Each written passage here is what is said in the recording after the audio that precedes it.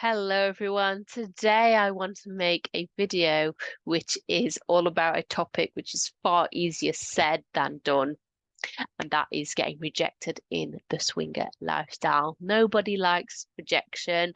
Nobody wants to face rejection, and sometimes the fear of getting rejected can be one reason why a lot of people they don't even get started in the lifestyle.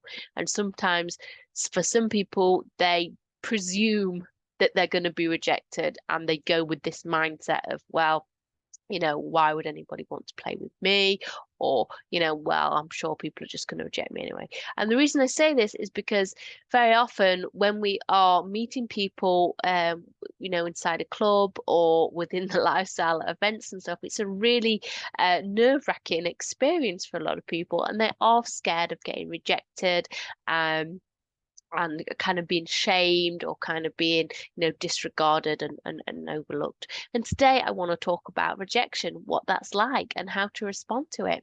Now, before I get started, what I want to say is that let's be real, let's be honest. I get rejected within the lifestyle. A lot of people have written to me, and a lot of people comment on my work, and they say, "Oh, I'd never reject you," or "How could you get rejected?" Or, "I bet you never get rejected." Yes, I absolutely do. Okay, I'm not immune to getting rejected. I've been in club situations where I've had couple after couple after couple turn to me and go, no. Like, okay, that's fine. I'll just fuck off. I shouldn't really said that, should I? But it's true. Like, I get rejected, okay? Um I get turned down. I get overlooked. I get ghosted. I get let down. I get stood up. I'm not immune to it. My name is Rosie K, and I am an open relationship coach and swinger lifestyle expert. And over on my site, ThisKindaGirl.co.uk, I aim to banish the myth surrounding the swinger lifestyle. And I teach people who swingers are, what it is we do, and also if you want to get started in the lifestyle, I'm a coach as well, and I can help you do that. That's what I do.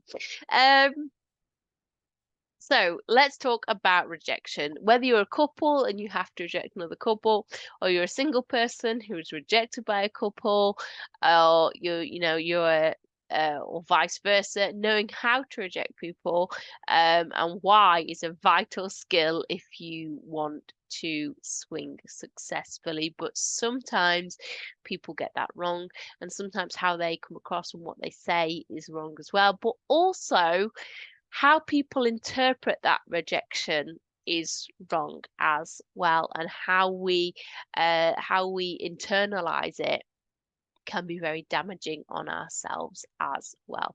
So you may have seen my previous video that I made all about how to reject people. This video is all about why you don't need to take rejection personally, which is far easier said than done. Thought I heard something.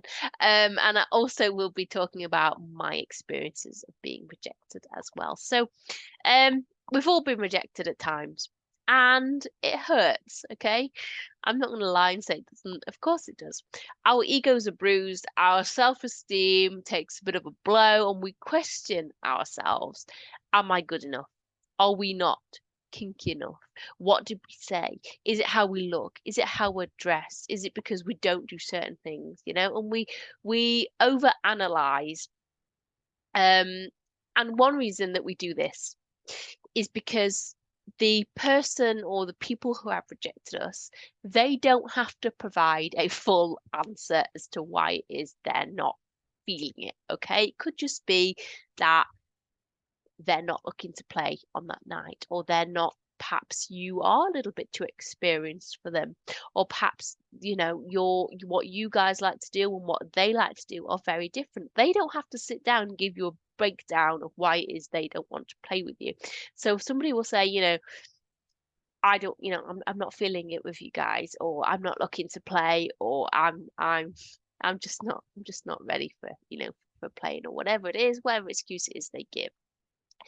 This does very little to pacify us as to why they don't want to play with us, because as human beings we constantly look for the end answer. We're constantly looking for the reason why, and that person, they can't provide the reason why. They don't have to, essentially.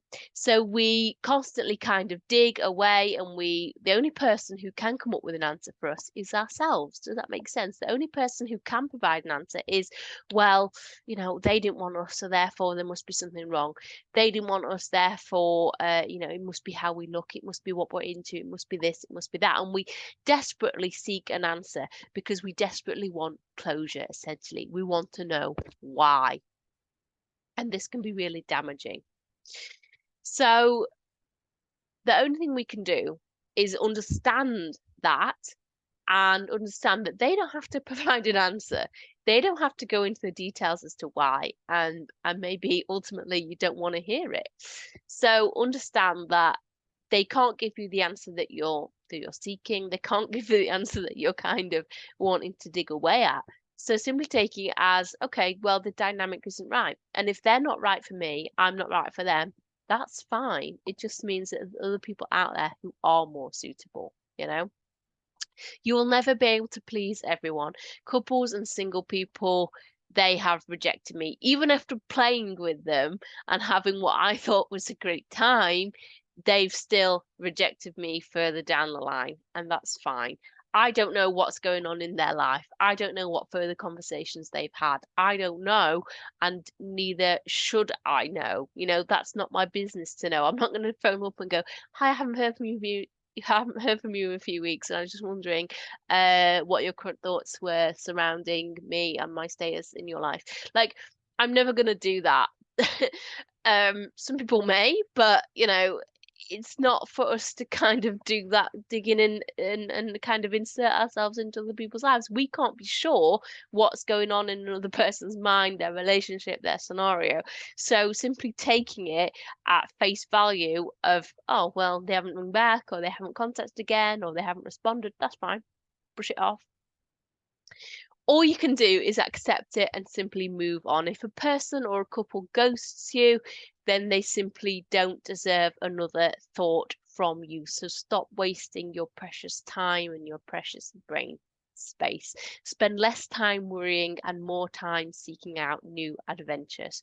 If you're in a club situation, you may feel embarrassed about being rejected, but there's no point getting upset about it. Simply thank them for their honesty and move on. And I'm sure there'll be loads of other great people out there for you now.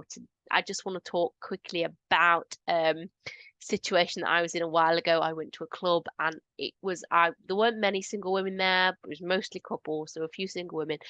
And I was rejected time and time and time again by couples there. What I could have done is look at myself and gone, oh, well, must be because of, X, Y, and Z. I'm not attractive enough. I'm not pretty enough. I'm not slim enough. I'm not sexy enough. And all these things which we'll tell ourselves. I could have done that. I didn't, because that's not true. Like, I know my worth. I know what I bring. And I'm a very confident woman. And instead, it's like, okay, well, I can't be sure what's happening in their relationship. Obviously, they're not engaged with what they see. They're not on board with what they see. They're not on board with who I am, and that's fine. Like, all is good. I'm not really upset about it. If you don't want this, that's fine. That's my approach to it, And interestingly, it wasn't really the men who were doing a lot of the rejecting. It was more the women. Again, that's fine. I do know why a lot of women reject me. But again, that's fine. Like, if you're not both on board with it, I'd rather not play with you. If you're both not feeling it and you're both not comfortable, then I'd rather not be involved, because that again is a horrible scenario to be in when one person's on board and the other person isn't.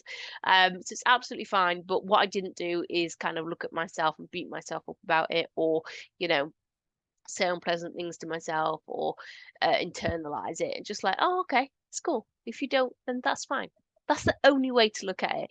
And if you are, and this is something which a lot of single guys say, how can I minimize getting rejected by couples, or I've been rejected by a couple and it's it's really damaging. And again, the only thing you can do is think, well, I'd much rather play with people who are both on board.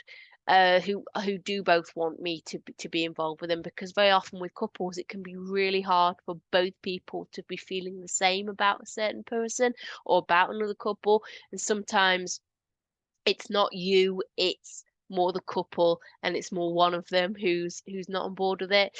So again, it can be really hard to kind of tick everybody's boxes, but not beating yourself up about it, and also not kind of wanting to kind of dig deeper and keep scratching away at it is the only way to deal with it.